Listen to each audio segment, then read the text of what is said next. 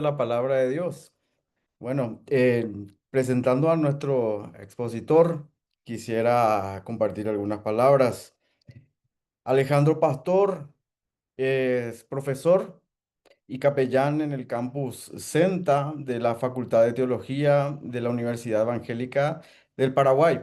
Es licenciado en Teología y magíster en Ciencias Pastorales por dicha casa de estudios y además es abogado por la Universidad Nacional de Asunción. Es esposo, es padre de dos hijos y también voy a hacer mención de que es un gran baterista y también cantante.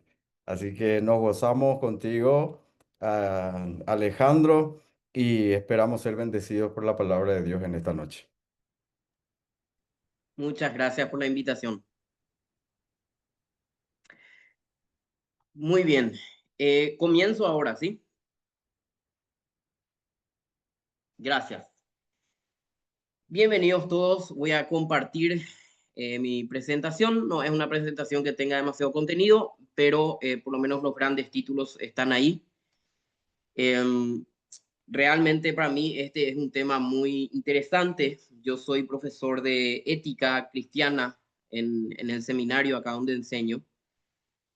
Y siempre este ha sido un tema eh, que, ha- que enciende pasiones, que causa curiosidad y que se habla poco en las iglesias, yo creo, por ciertos intereses creados, ciertas divisiones que hay.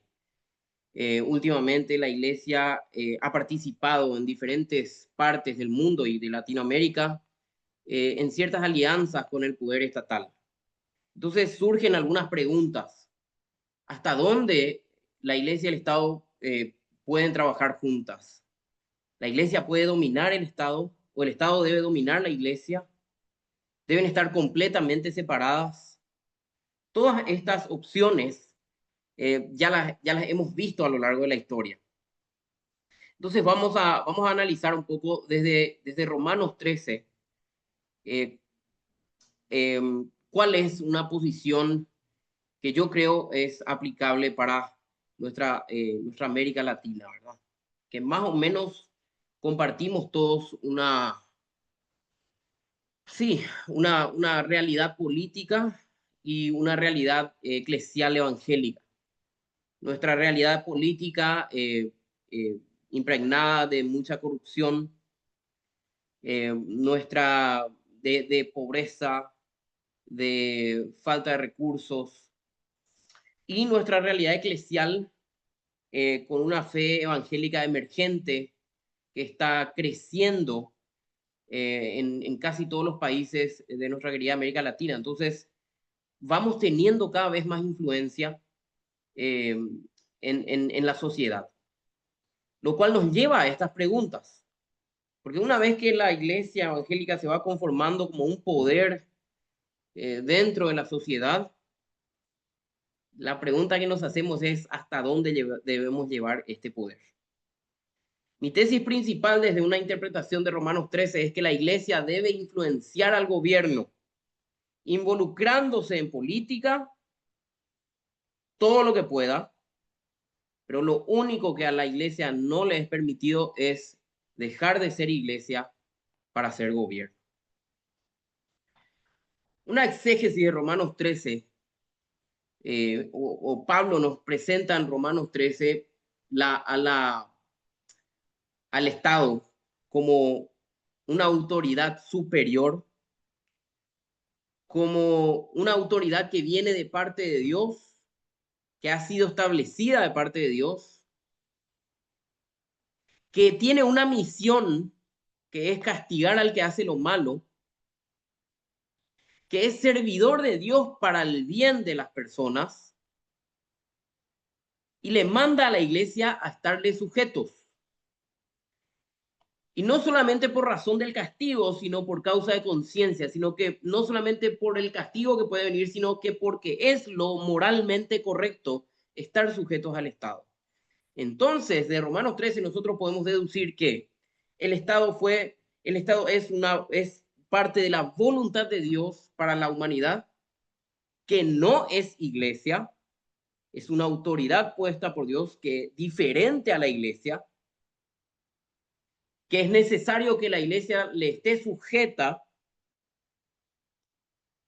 y que Dios le dio una función, que es la de castigar a los que hacen el bien, la de buscar la paz también.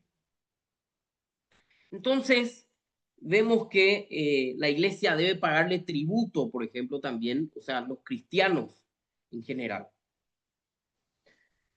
Si bien algunas raíces contextuales de esto nos habla de que Pablo probablemente estaba escribiendo esto para aclarar que la iglesia no buscaba tener ningún tipo de, no buscaba reemplazar al Estado. Por eso la mayoría de los exegetas hablan de que, bueno, Pablo hace bien esta aclaración acá para evitar ciertas persecuciones por parte del Estado a esta nueva y creciente fe que estaba surgiendo en la zona, en aquella zona, ¿verdad? Entonces, en diferentes partes del imperio y que estaba creciendo mucho. Entonces, nosotros tenemos que hablar de las relaciones históricas entre la iglesia y el Estado en Latinoamérica. A lo largo de la historia latinoamericana, la política ha estado marcada por la búsqueda constante de un modelo aplicable para cambiar la situación sociopolítica. La Iglesia Católica prácticamente desde la colonia ha jugado un papel importante en la política. En cuanto al protestantismo, la reforma propulsó la idea de que la fe se adquiere a través de la gracia y la decisión personal por Jesús. Aunque este enfoque proporcionó una relación más personal con Cristo, se hizo hincapié en que las soluciones a los problemas sociales vendrían en un futuro escatológico recién. Entonces hemos contribuido a esa separación iglesia-estado y a quizás una dicotomía mundo-espíritu. En América Latina, más contextualmente, tenemos toda una teología autóctona desarrollada en torno a la relación de la iglesia con el Estado, como es la teología de la liberación, que permitió encarnar el carácter salvífico de Cristo para liberar a los oprimidos estructuras sociales, situando la teología sobre una base antropológica y acercándose a los movimientos revolucionarios de América Latina. Luego esto también tuvo una respuesta teológica por parte de la Iglesia Evangélica, movimiento de la misión integral con René Padilla, y todo esto surge por la pregunta de cuál debe ser la influencia de la iglesia en una sociedad oprimida como la latinoamericana. Entonces, es claro para nosotros que la iglesia necesita urgentemente una política para que la iglesia cristiana no sea politizada. Por muchas décadas, los evangélicos en América Latina no se involucraron en la esfera política. Cuando llegaron las primeras misiones, no había mucho involucramiento político. Esto cambió a partir de finales de los 70, en los 80 y los 90, pero sin tener una ética política realmente coherente. Debido a esto, los evangélicos se asociaron a menudo con partidos de derecha. De hecho, hasta hoy es así. Esto tiene repercusiones curiosas, temas como el libre mercado, el capitalismo, el nacionalismo, el rechazo de temas ecológicos, etcétera, casi se convirtieron en posiciones cristianas. Interesante que la teología de la liberación presenta a un Jesús socialista, pero últimamente la teología cristiana evangélica principalmente ha ido a nos presenta más bien a un Jesús de índole capitalista. Y toda América Latina en los últimos 50 años, este péndulo, cómo fue cambiando. Entonces la teología y la iglesia ha sido constantemente influenciada por la política, pero la iglesia también busca influenciar a la política. Y mi tesis es que la iglesia debe influenciar a la política solamente, y repito de nuevo, no debemos olvidar el dejar de ser iglesia, perder nuestra esencia como iglesia para intentar ser una institución aparte que proveyó Dios. La política se refiere a toda actividad del gobierno que establece regulaciones y decisiones vinculantes para la formación de una sociedad. La política tiene que ver con el mandamiento de Jesús de amar al prójimo. Si por el hijo de mi vecino vaya a una escuela en ruinas con maestros mal capacitados, entonces yo vivo en una burbuja egoísta. Paraguay es uno de los países con menor inversión, por ejemplo, en educación, en base al porcentaje del Producto Interno Bruto. Ni siquiera llegamos al 4% de nuestro Producto Interno Bruto en educación. Literalmente en nuestro país las escuelas se caen a pedazos sobre las cabezas de los estudiantes. O sea, una iglesia que esto no le interesa, realmente puede llamarse iglesia. Ahora, algunos cristianos creen que la iglesia debe tener una voz decisiva en el gobierno. Por lo tanto, la iglesia a menudo entra en ciertas alianzas. Y lo que es verdaderamente malo, alianzas con ciertos sectores políticos o partidos políticos. Iglesia-Estado ya prácticamente vienen desde cerca de los inicios de la iglesia. Desde el siglo IV el cristianismo incluso se convirtió en la religión oficial de toda Europa. Desafortunadamente, este pacto entre el trono y el altar, alianza poco feliz casi siempre desde sus inicios. Intervino con demasiada frecuencia en los asuntos de la iglesia y la iglesia recurrió a los recursos estatales para hacer cumplir sus valores por la fuerza. La tortura, la coacción y la pena de muerte amenazaban a los infieles desde la Edad Antigua y en la Edad Media. Unos ejemplos más o menos recientes en América Latina de alianzas desastrosas entre la Iglesia y el Estado son el ejemplo de Efraín Ríos en Guatemala, por ejemplo. Él gobernó Guatemala como cristiano evangélico entre 1982 y el 83. Su régimen fue uno de los más crueles que se recuerda en la historia de este país, por lo que más tarde fue condenado a 80 años de prisión por genocidio y crímenes de lesa humanidad. En las últimas décadas, en América Latina, especialmente en Brasil, han surgido varios partidos políticos cristianos que quieren cristianizar la política. A menudo los presidentes y políticos cristianos se caracterizaron por la incompetencia y la corrupción. Dice el doctor Martín Eitzen, un conocido especialista de nuestro país en ética cristiana.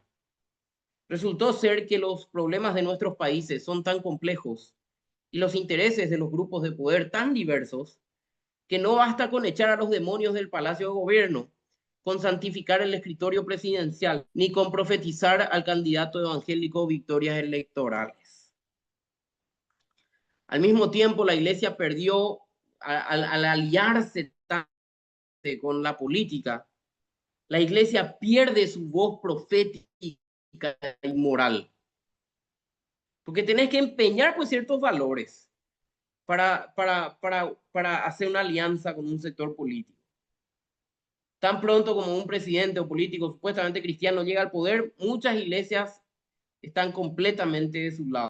Por supuesto, muchos pastores disfrutan de la atención de los medios de comunicación cuando en oración imponen las manos sobre un candidato a presidente o sobre el presidente de una nación.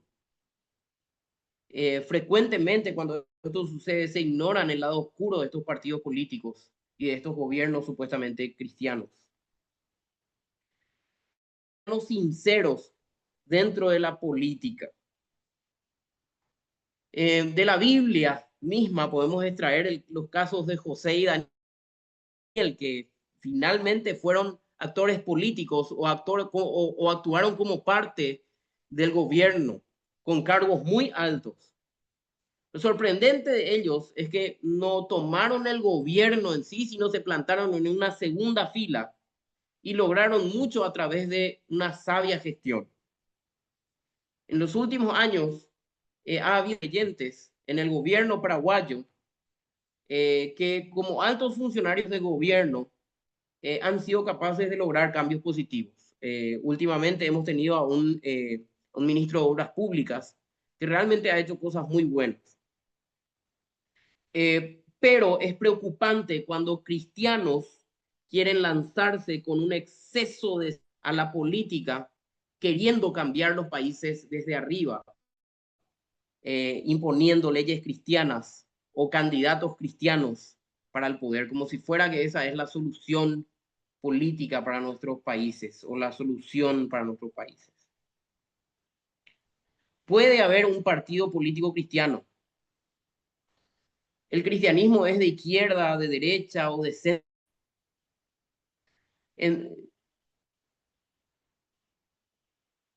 La, tenemos que partir de la base de Romanos 13 otra vez, para decir que la iglesia y el gobierno tienen fines distintos.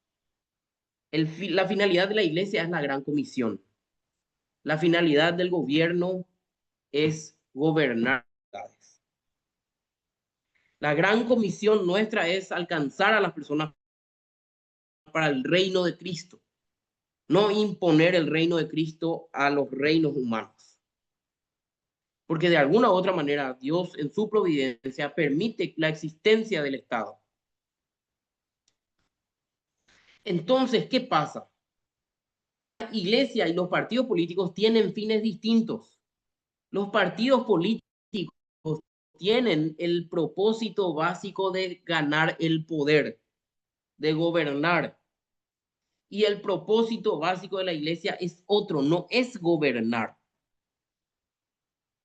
Entonces, cuando son dos instituciones con propósitos de base distintos, es imposible una alianza entre los dos que cumplan con los fines de ambos. Porque la iglesia no debe buscar el poder político, buscar detentar el poder político. Influenciar en la política no es lo mismo que detentar el poder político. Entonces, una alianza con un poder político debilitaría el testimonio cristiano, porque para poder realizarla necesariamente debe renunciar a algunos de sus valores. O sea, si te alías con la derecha, tenés que renunciar a ciertos valores sobre la dictativa de las riquezas, por ejemplo. Si te alías con la izquierda, vas a renunciar a valores importantes para la sociedad como los valores de la familia tradicional. Entonces, sean estos partidos conservadores, liberales o de izquierda, siempre la iglesia va a estar empeñando sus valores. Entonces, es posible que un gobierno intente o pueda gobernar desde una ética cristiana, y la verdad es que no. No todas las normas de la ética cristiana pueden adecuarse al gobierno. La situación política de los países es muy compleja y requiere de mucha reflexión. Una sociedad caída, precisamente porque está caída en el pecado, no vive según la ética del cuerpo de Cristo. La ética cristiana es básicamente para la iglesia, no para el gobierno. Porque el gobierno no deja de ser una institución caída que tiene propósitos distintos a los de la iglesia y por lo tanto no necesariamente debe tener la ética de la iglesia. Los gobiernos funcionan a un nivel ético muy por debajo de lo que Jesús espera de sus seguidores. Existe un espacio amplio para las mejoras. Los ciudadanos cristianos no deberían dudar en instar a los gobiernos a adoptar éticas políticas y prácticas, pero de ahí a querer imponer al gobierno su moral y su ética, esto no es posible y tampoco es correcto.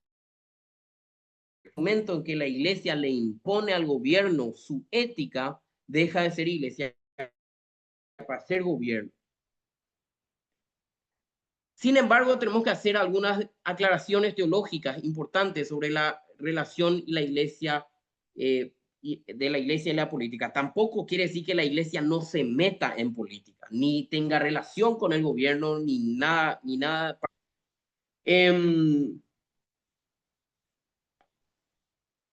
Jesús trae una política totalmente revolucionaria, contrario a lo que la sociedad judía de su tiempo esperaba de él. Jesús establece un orden social distinto. Él reemplaza la violencia por el servicio, por ejemplo.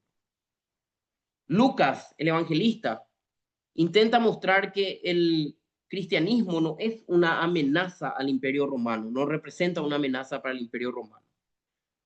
Varios teólogos interpretan las tentaciones de Jesús en el desierto como el rechazo de parte de las ofertas de Satanás, que buscan proponer medios no adecuados para llevar adelante la misión de Dios. Cuando Satanás le dice a Jesús, todos los reinos del mundo te daré, ¿qué le está diciendo? Al rechazar esa oferta a Jesús, ¿qué estaba haciendo? Decir, no, no, no, no, mi reino no se va a hacer a través del poder político de las instituciones humanas. Mi reino se va a establecer de otra manera.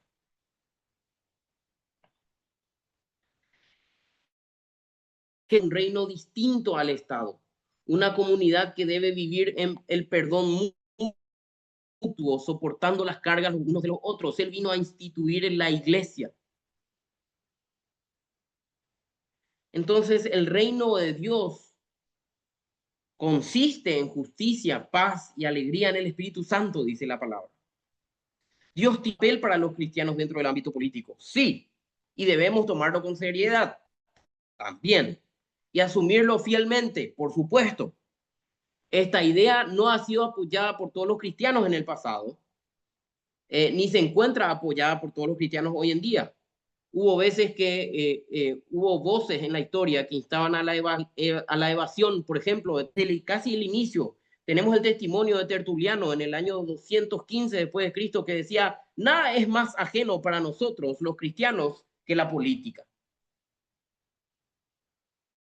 Las dos posiciones, una que dice que la iglesia debe influenciar en el gobierno, tanto así que existen partidos políticos cristianos, y desde el inicio de la historia tenemos también voces que están totalmente en contra de una relación iglesia-gobierno.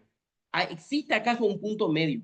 ¿Existe una forma de encontrar un equilibrio? Cristiano ver el orden político como un campo de oportunidad, como un campo de ser, como una oportunidad de ser influencia. ¿Por qué no simplemente dejamos a la sociedad secular que se ocupe de sus propias estructuras y nosotros nos enfocamos en el mandato bíblico de evangelizar al mundo y ya está? Y bueno, vamos a tratar de responder esto con algunas cuestiones. El Estado existe dentro del orden providencial de Dios, según Romanos 13, como acabamos de ver. Cristo ejerce su señorío tanto en la iglesia como en el Estado, tanto en el mundo. En consecuencia, el Estado está dentro de la voluntad divina, pero fuera de la perfección de Cristo. Entonces nosotros no podemos esperar que el Estado tenga los mismos valores que la iglesia. El testimonio de la iglesia debe ser de naturaleza profética y paradigmática. ¿Qué quiere decir eso? Cuando hablo de naturaleza profética, me refiero a denunciar los males del mundo, que es lo que hacían los profetas del Antiguo Testamento. Y cuando digo paradigmática, estoy diciendo que la iglesia debe mostrar al mundo los valores que el mundo debería vivir. No imponerlo, debería mostrárselos, ser sal y luz, influenciar a través de ser una luz para ellos, como Dios esperó al pueblo de Israel en el Antiguo Testamento. Esa sociedad, la cual pueda ser observada por las demás sociedades del mundo que se pregunten y quieran ser como ellos, que se pregunten quién es su Dios. Ahora, dado que el Estado no representa un orden ideal, funciona como una medida para pragmática de parte de Dios, que Dios utiliza para mantener cierto orden en una sociedad caída. Y es posible que no siempre comprenda el testimonio de la iglesia. Para la iglesia esto significa ofrecer un cambio desde abajo para arriba, no desde arriba para abajo. Dicho de otra manera, ser una iglesia testimonial que encarna los valores del reino de Dios y consecuentemente ofrece soluciones que ya ha estado aplicando en su propia comunidad. Así, una teología política que busca encarnar los valores del reino de Dios dentro de su realidad existencial propia. Un ejemplo claro de esto es la idea del partimiento del pan, la cena del Señor. La cena del Señor representa ese compartir económico que debe haber entre las iglesias, entre los miembros de la iglesia. En 1 Corintios 11 estaba el conflicto sobre la cena del Señor, porque los ricos comían juntos y comían entre ellos y no dejaban comida para los pobres. El hecho de que Jesús haya partido el pan es un simbolismo muy fuerte de que las riquezas deben ser compartidas entre los hermanos de la iglesia. Esto es un testimonio para el mundo. Las riquezas deben ser distribuidas. El bautismo es otro gran testimonio ético político para el mundo. ¿Por qué? El bautismo simboliza la entrada de las personas al reino de Dios sin importar su raza, sin importar género. Entonces, el bautismo es trasciende a estas distinciones y estas marginaciones que hay en la sociedad. Es la integración entre diferentes grupos étnicos, sin importar banderas, sin importar diferencias. Entonces, los cristianos tienen la obligación de hacer que los intereses cristianos tengan relevancia en todos los niveles de la actividad humana y en la política también. Hughes escribió, son las 10 personas quienes hubieran librado a los de Sodoma y Gomorra de la destrucción. Debemos nosotros vivir un evangelio social con influencia política. Dice en Miqueas 6:8, oh hombre, él te ha declarado lo que es bueno y que pide Jehová de ti. Solamente hacer justicia y amar la misericordia, hacer justicia. ¿Puede un fuerte impulso evangélico ir acompañado de un compromiso de ayudar a los necesitados y buscar la justicia? Claro que sí. Deberíamos nosotros los cristianos. La iglesia no debe buscar ser el gobierno, pero sí presionar al gobierno. Porque la iglesia puede ser muchas cosas, pero la iglesia no debe ser irrelevante. Una iglesia irrelevante no es relevante, no es iglesia, no cumple su propósito. Ya que no hacer el bien a nosotros nos es contado como pecado. Entonces, ¿cómo podemos ser nosotros de influencia? En primer lugar, siendo una voz profética, denunciando los males del mundo, la corrupción.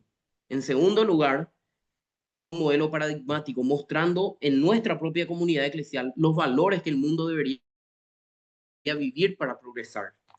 En tercer lugar, debería la iglesia ser un grupo de presión.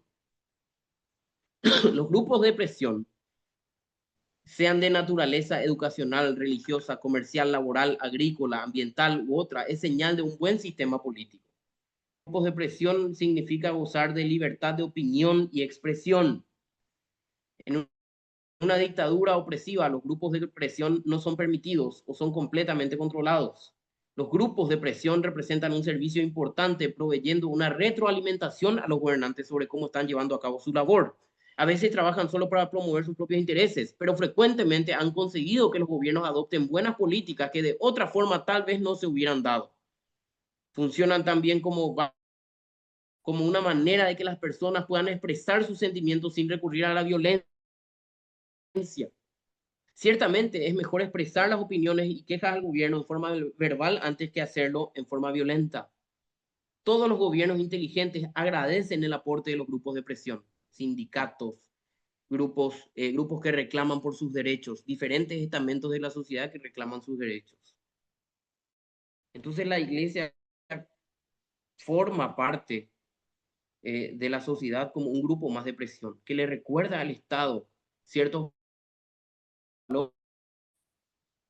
los derechos de los pobres, la educación, los derechos de los niños, los derechos de familia. Entonces nosotros tenemos que tener algunos principios éticos que yo creo son relevantes para América Latina. Luchar por un trato digno a las minorías, a los campesinos, indígenas, niños en situación vulnerable, incluso los adictos, víctimas de violencia, madres solteras, discapacitados, enfermos. Nadie mira a esta gente. La iglesia debe hacerlo. La iglesia debe velar por sus derechos, debe luchar y reclamar sus derechos.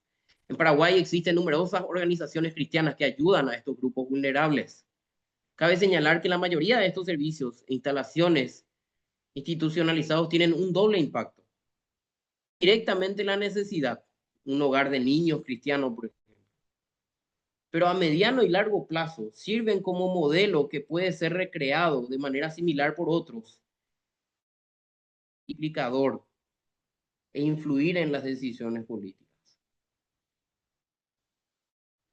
En segundo lugar, hay que crear estructuras que permitan a los grupos desfavorecidos participar en el crecimiento económico. Nosotros somos quienes debemos velar por los derechos de los discapacitados, de los minusválidos, de aquellas personas que no tienen presencia en la sociedad.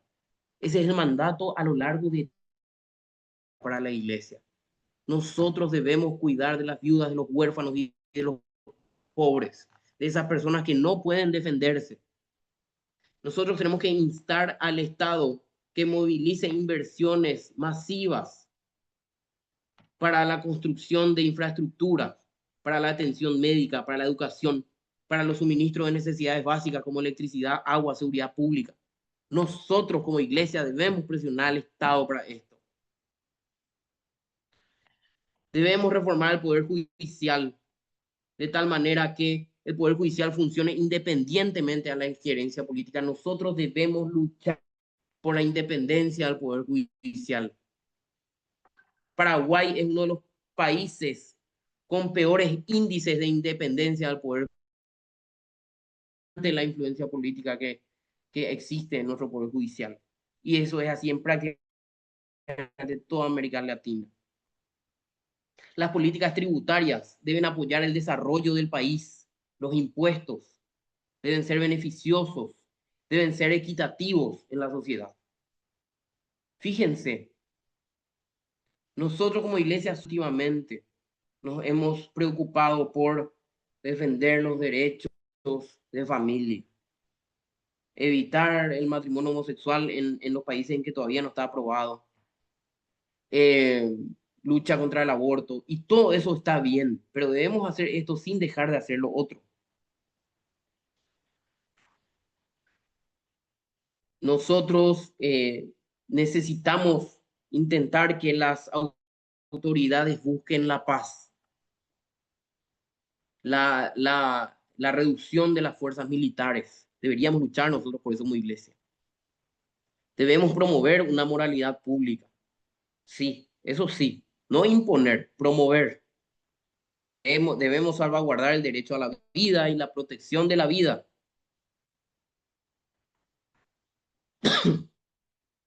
Debemos nosotros velar por el cuidado del medio ambiente. Está una preocupación central en la Biblia. Uno de los propósitos básicos, uno de los propósitos desde el inicio, creacionales del hombre, es sojuzgar la tierra, y esto tiene que ver con el cuidado del medio ambiente. La sobreexplotación de la naturaleza debe ser detenida. No puede una iglesia esté aliada con un partido político o con un movimiento político y que esté negando el daño ambiental que produce. Eso no es cristiano ni es bíblico. La iglesia debe velar porque se respeten los derechos humanos, la libertad de religión y la libertad de expresión. Rechazamos estrictamente la discriminación contra personas por motivo de raza, color de piel, género, idioma, origen étnico, incluso orientación sexual. A pesar de que consideramos de que estas personas no están en lo correcto, también deben ser tenidas en cuenta en la sociedad. El Estado debe hacer todo lo posible para proteger los matrimonios y la familia, los matrimonios entre un hombre y una mujer. Debemos luchar por eso. Pero no es lo único por lo que debemos luchar, hermanos. Eh, Estamos convencidos de que los niños se desarrollan mejor en una familia tradicional. Sí, y debemos luchar por eso. Pero debemos ser coherentes, éticamente coherentes, porque si no el mundo nos va a seguir acusando, nos va a seguir diciendo que somos una herramienta del poder, nos van a seguir acusando de que somos el opio del pueblo. Jim Wallis escribe, la pregunta no es si la fe debe influir en una sociedad y política, sino la pregunta es cómo debe ser.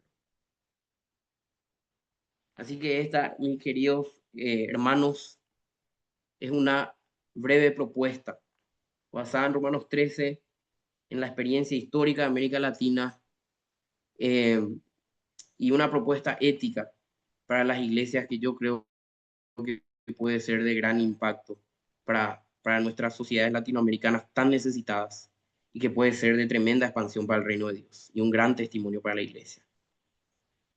Muchas gracias por su tiempo y voy a dejar de compartir la presentación, preguntas en el chat o algunas cuestiones. Muchas gracias, profesor Alejandro. Solamente comentarle de que hemos tenido 866 personas en el Facebook siguiendo su presentación el día de hoy, ¿no? Entonces, creo que hoy día hemos batido récord en lo que es el Facebook. Y le comento que yo soy de Perú y el próximo año estamos en elecciones y siempre hay muchas voces cuando hay las elecciones. Y rescato lo que dice, que tenemos que escuchar la voz de Dios. ¿Y cómo escuchamos la voz de Dios? Tenemos que ver qué es lo que dice la Biblia acerca de el gobernante o los gobernantes que nuestro país necesita. Y antes de pasar a la parte de preguntas, ahí seguro mi compañero Eduardo Barba debe tener ahí el chat que le ha llovido un montón de preguntas. Ahí ya vamos a llegar a ese tiempo, vamos a llegar a ese momento, ¿no? Y antes anunciarles esta Biblia de estudio teológica, que realmente es una bendición para aquellos que no hemos tenido la oportunidad quizás de estudiar en un seminario, ¿no? Y recoger la sabiduría de más de 100 biblistas, y no con comentarios doctrinales, sino con aspectos culturales, históricos, sociológicos, geográficos, porque tiene más de 400 mapas y tablas y tiene más de 45.000 notas, más que versículos de la Biblia. Y sus inducciones extensas y completas.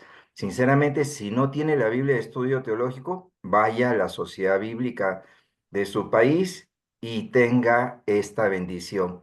La edición en inglés se ha distribuido más de 1 millón de copias. Y en español ya vamos avanzando y se está distribuyendo por miles. La Biblia de estudio teológico. Y ahora tengo una noticia más para ustedes. Les comento que aquí con mis compañeros, ahí está Abraham, Rolando, el pastor Daniel Oliva, Samuel Fleitas, que de Paraguay, estamos en México en este momento en una reunión. Así que ahorita estamos por separados, pero hemos estado juntos toda esta semana. y aprovechamos la reunión para definir la Cumbre Internacional de la Biblia. Como ustedes saben, en septiembre celebramos el mes de la Biblia en muchos países y lo hacemos a lo grande y queremos hacer bulla. ¿Y a quiénes vamos a tener los días viernes? Atención, presten nota a quiénes vamos a tener los días viernes. Vamos a tener al consultor de traducciones Marlon Winnet, que va a ser el tema Biblia y cultura. Vamos a tener al doctor Cosme Damián de Colombia, quien va a tocar el tema Biblia y derechos humanos. Vamos a tener a Marcelo Robles de Argentina, que va a tocar Biblia y trabajo. También vamos a tener a Samuel Pagán, que va a tocar Biblia y educación. Y vamos a tener a Edesio Sánchez, que va a tocar el tema Biblia y familia, ¿no? Entonces, vamos a tener estas capacitaciones los días viernes y el último viernes de septiembre vamos a cerrar con 3 expositores en un solo día. Y hemos creado un WhatsApp para que se inscriba, lo vamos a colocar en el chat para enviarle cada semana 1 hora antes el link de acceso para los webinars. Para los que son de Perú, yo ya los tengo en un WhatsApp. Esto es para los de otros países, ¿ya? Para los que son de otros países fuera de Perú, estoy colocando este link para hacerles un recordatorio todas las semanas. Ahí está en el chat y hacerle un recordatorio 1 hora antes y no se pierda ninguno de los webinars y sobre todo en esta cumbre del mes de la Biblia que se va a denominar la Biblia en el mundo de hoy. Ahora sí, pasamos a las preguntas. Es tu tiempo, Eduardo. Bien, Pablo, gracias. Tú mientras que vas hablando, no tengo que exagerar. Tendré como 10 preguntas. Tienes toda la razón. Y acá también hay una pregunta de un paisano de nosotros, Pablo. Ahí justo Pablo decía que el próximo año nos toca elecciones. Y a ver, seguro comienzo con esa pregunta porque también nace de mí, Alejandro. ¿Verdad que muchísimas gracias por la exposición? ¿Verdad que te he escuchado y creo que cada país tiene una experiencia en particular? Pero a ver, acá nos hacen la pregunta a la luz del versículo 1 de Romanos 13. Y acá lo copié y lo voy a leer para tenerlo presente. Dice, todos debemos, estoy leyendo la Reina Valera contemporánea, todos debemos someternos a las autoridades, pues no hay autoridad que no venga de Dios. Las autoridades que hay han sido establecidas por Dios. Y en el caso de Perú, viene esta pregunta, ¿cómo escoger? Y la pregunta sale del profundo del corazón de los peruanos. Tenemos 4 presidentes, Alejandro, en la cárcel. 4. Ya somos creo que el país que gana récord. La presidenta que está ahorita ya se está hablando que se va a escapar porque la tienen que meter. Entonces, a la luz del versículo 1, a la luz de la exposición que tú nos has dado, ¿nos equivocamos nosotros? ¿Cómo escoger, Alejandro? ¿Qué opinión nos puede dar ahí a esta pregunta a la luz de la exposición que has hecho en el día de hoy? Sí, yo creo que eh, toda autoridad ha sido puesta por Dios. Eso a veces es difícil de entender, más todavía con el contexto de tanta corrupción que hay entre nuestras autoridades, que Dios se equivoca o Dios siempre escoge a los peores en Latinoamérica para ponerlo de presidente. Entonces, no, no es tanto así. Es que, como habíamos mencionado, si bien el gobierno es una institución puesta por Dios, el gobierno no funciona bajo la perfección de Cristo. El gobierno es parte de la providencia de Dios para disminuir la maldad del ser humano. Aunque nos parezca a nosotros los latinoamericanos, eso nos parezca eh, contraintuitivo, como dicen ahora los jóvenes, ¿verdad? Porque nuestros gobiernos nos perjudican en lugar de ayudarnos. Es lo que pensaríamos, ¿verdad? pero de alguna u otra manera los gobiernos estructuran la sociedad. A veces algunos lo hacen mejor manera y otros de peor manera. ¿Y cuál es la función de la sociedad en todo esto? ¿Y cómo elegir? Esta es una pregunta que viene muchas veces del liderazgo de las iglesias. Eh, y bueno, entonces nosotros como pastores, líderes, tenemos en primer lugar la obligación moral de expresar todo el testimonio bíblico, toda la voluntad moral de Dios para el hombre y para la sociedad. En ese sentido, nosotros debemos recordarle a la congregación y al mundo cuáles son los valores que Dios espera para el mundo, o para la iglesia, o para el hombre. El cuidado de los pobres, el matrimonio entre el hombre y la mujer, eh, la distribución de las riquezas, la honestidad, la, la educación, el fomento de la educación y el aprendizaje, el cuidado de la salud de los necesitados, el cuidado del medio ambiente. Todos estos son valores bíblicos que nosotros debemos enseñar. Ahora, en tiempos de elecciones, la gran pregunta que nosotros tenemos es instarle a la iglesia a que vote al menos peor o no. Y yo creo que no. No es nuestra función pastoral ni del liderazgo instarle a la iglesia a votar por la izquierda o la derecha o por tal o cual candidato. Porque al hacerlo, estamos empeñando ciertos valores en detrimento de otros. Y en el momento en que ese presidente meta la pata y vaya preso, vos como pastor o líder te vas a acordar de que vos fuiste el que le mandó a tu iglesia a votar por él. Y la verdad es que nosotros no estamos para decirle a la iglesia a dónde votar, sino que estamos para recordarle a la iglesia qué valores deben tener en cuenta a la hora de votar. Y todo el testimonio de Cristo tenemos que tener en cuenta, no solamente ciertos valores que están de moda o que nos parece a nosotros o que se alían a cierto sector político más que al otro. La gente, debemos invitar a la gente a votar y a votar con conciencia, con una conciencia informada, que estudien las propuestas, que estudien las biografías de cada uno de los candidatos, porque no solamente son las propuestas, sino es la biografía de cada uno. Y que tomen una decisión a conciencia, no guiada por intereses inmorales, no guiada por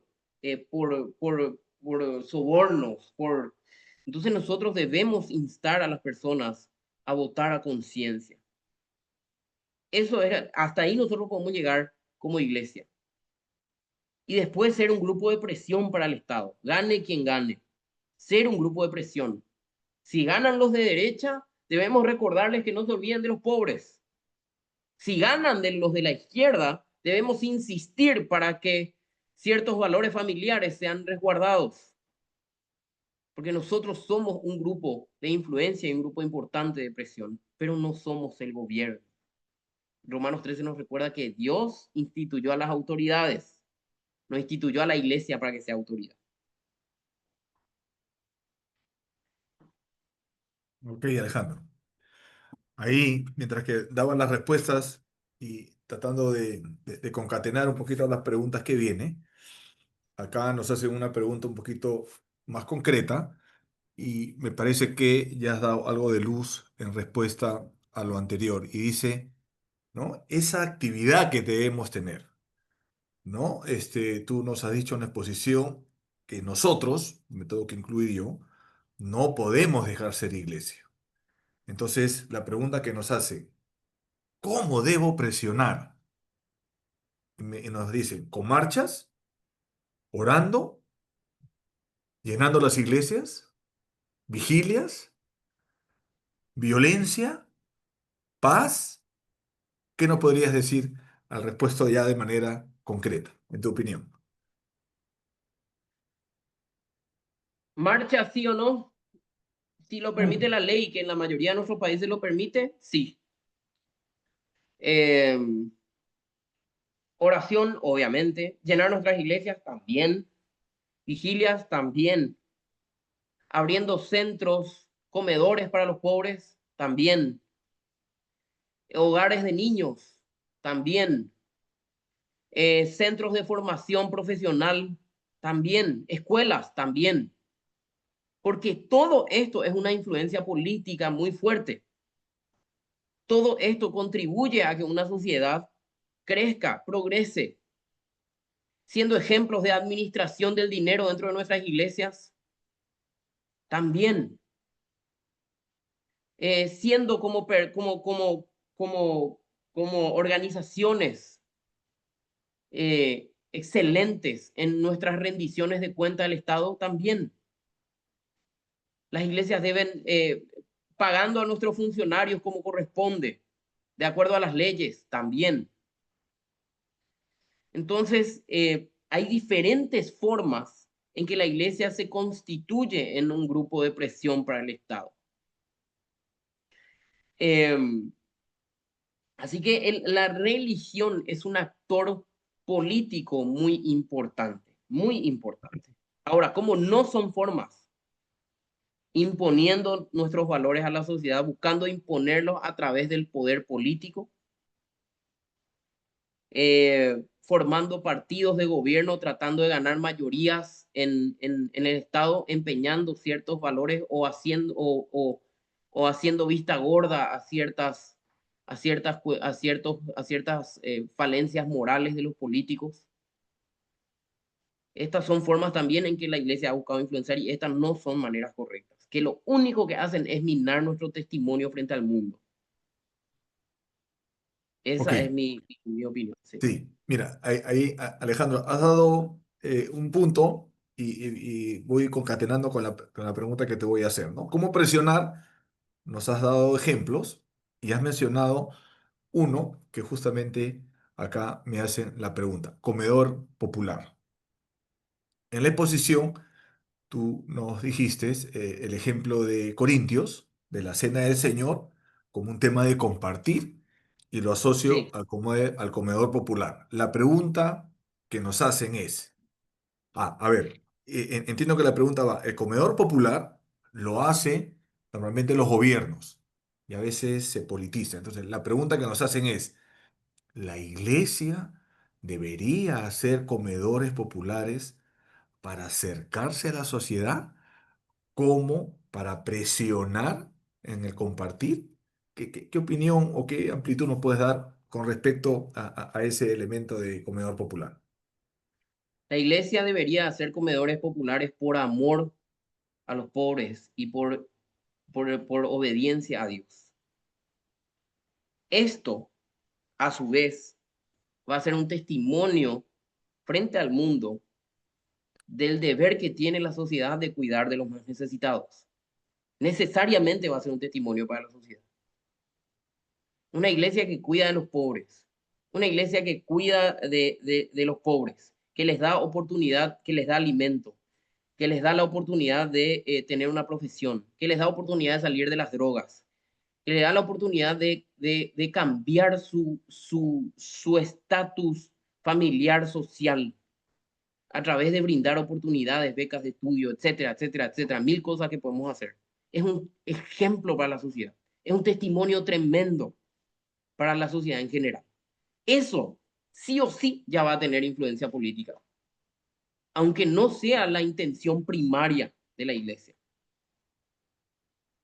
Ya. Entonces, esto es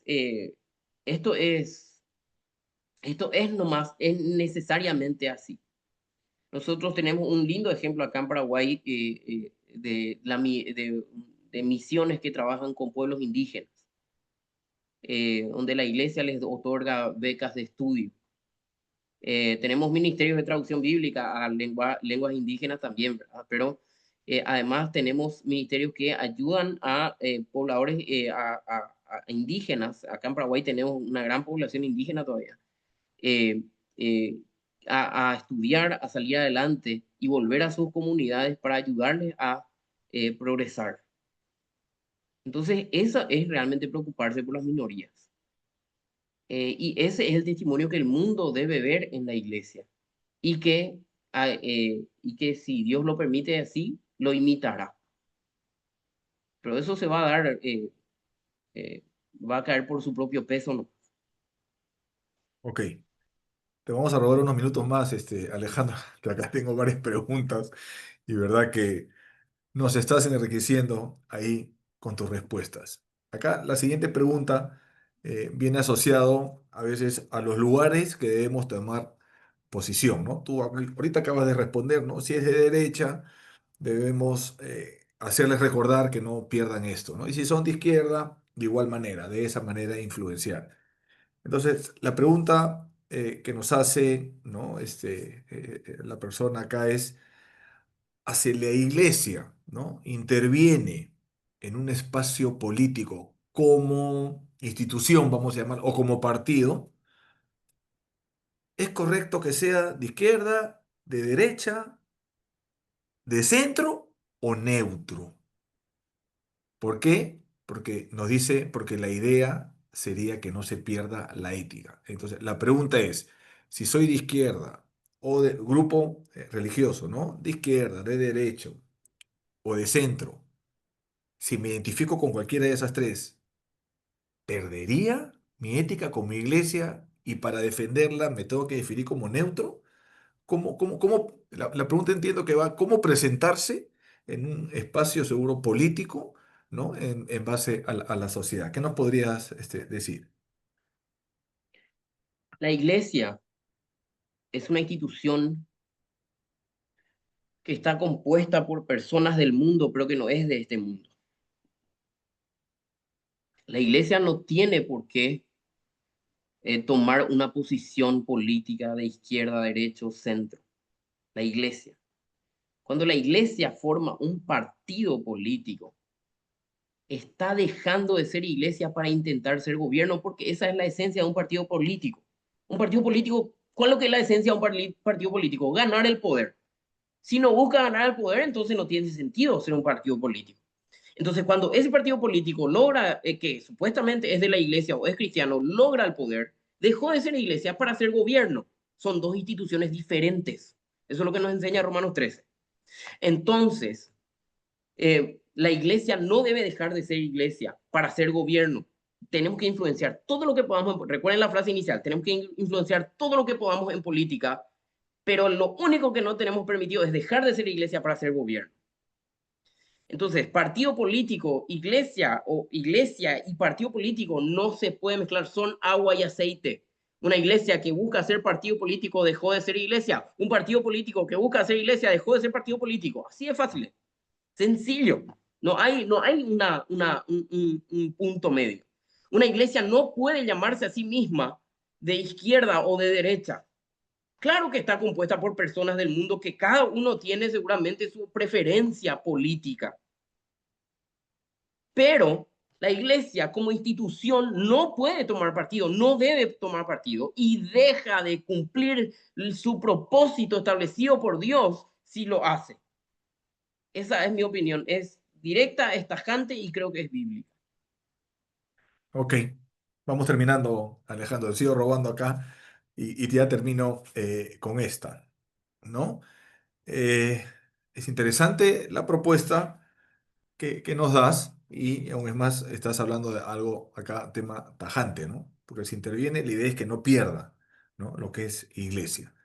Entonces, acá nos hacen la siguiente pregunta y voy a leer los textos bíblicos porque acá me lo han colocado. ¿Cómo distinguir estos dos momentos para no caer en esta tentación que justamente hablaste que Jesús tiene? Y la pregunta dice, ¿cómo podemos distinguir hoy entre la promesa de Dios que dice en Salmos 2:8? Y lo leo. Pídeme, dice el Señor, que te dé las naciones como herencia y serán tuyos todos. Ahí está la promesa. Pero está el otro lado, lo que el enemigo nos muestra en Mateo 4, del 8 al 9, y lo leo. De nuevo el diablo lo llevó a un monte muy alto, y ahí le mostró todos los reinos del mundo y sus riquezas, y le dijo, todo esto te daré si te arrodillas delante de mí y me adoras. En tu opinión, Alejandro, ¿cómo podemos distinguir esa voz como promesa o como tentación? Todos los reinos te daré, el Salmo 2. Nosotros tenemos que tener en cuenta el contexto de interpretación de los textos. El Salmo son textos, son poesías que se encuentran en el Antiguo Testamento que tienen ciertas reglas hermenéuticas. Cuando el Salmo 2 dice, todos los reinos te daré, no podemos hacer un salto hermenéutico tan grande y decir que esa es una promesa para la iglesia. Hay diferentes interpretaciones sobre el Salmo 2. Probablemente el Salmo 2 tenga relación con David, con la promesa de Dios a David en 2 de Samuel, donde hace la promesa sobre su descendencia que va a reinar para siempre. Entonces es un salmo real y es un salmo mesiánico que probablemente habla de Cristo, eh, según más o menos puedo recordar ahora. Entonces, pero que eso tenga una relación con que los reinos le va a dar a la iglesia, eso es un salto interpretativo que es casi. Ahora tenemos los Juegos Panamericanos Junior acá, ¿verdad? Y esto es un salto demasiado atlético ya desde el punto de vista exegético que tenemos que hacer para interpretar que ese salmo se refiere a que Dios le va a dar los gobiernos a la iglesia. Sabemos que escatológicamente Jesús es el que va a reinar, pero esto es en el final de los tiempos, señores, no es ahora todavía. Entonces, por favor, ahora, la promesa del diablo a Jesús también es cierto. Nosotros como iglesia somos discípulos de Cristo, tenemos que vivir como Cristo vivió. Ese es un mandato para nosotros, ir y hacer discípulos a todas las naciones. ¿Discípulos de quién? De Cristo, que vivan como Él vivió. Entonces, Cristo rechazó el poder político, por ende nosotros también como iglesia debemos rechazar el poder político, el ostentar nosotros el poder político. Todos los reinos te daré. Yo creo que ahí es un salto exegético, interpretativo, mucho menos atlético que debemos hacer para, para obedecer a este mandato antes que tomar como nuestra dicha promesa del Salmo 2. Ok, Alejandro, muchísimas gracias. Ahí te robamos unas preguntas más. El tema muy interesante, ¿no? Dios te siga acompañando y guardando en tu ministerio, en la enseñanza, y que puedas esta charla darla a muchas personas más para poder influenciar como iglesia en la sociedad. Una vez más, gracias a nombre de todos y le doy el pase a mi compañero que va a continuar con unos anuncios.